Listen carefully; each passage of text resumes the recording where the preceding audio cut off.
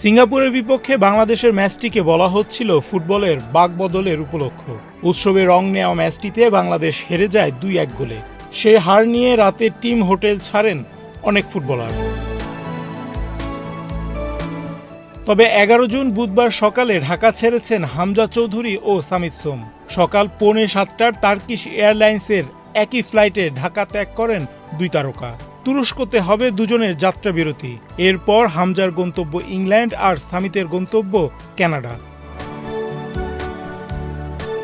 Singapore ম্যাচে অভিষিক্ত সামিত খেলেছেন দারুণ।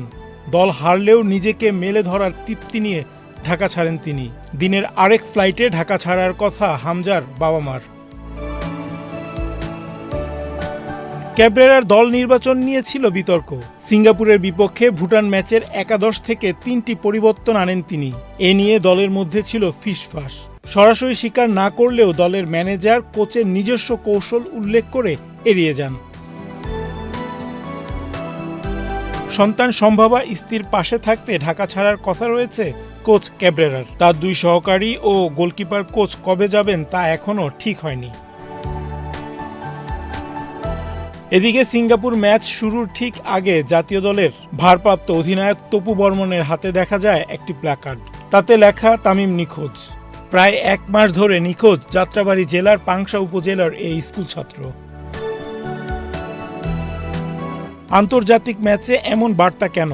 কৌতূহল মিটিয়ে দলের ম্যানেজার জানান, যুব ও ক্রীড়া মন্ত্রণালয়ের অনুরোধে এটি করা হয়। এর আগে এশিয়ান ফুটবল কনফেডারেশন এফসির অনুমোদনও নেওয়া হয়।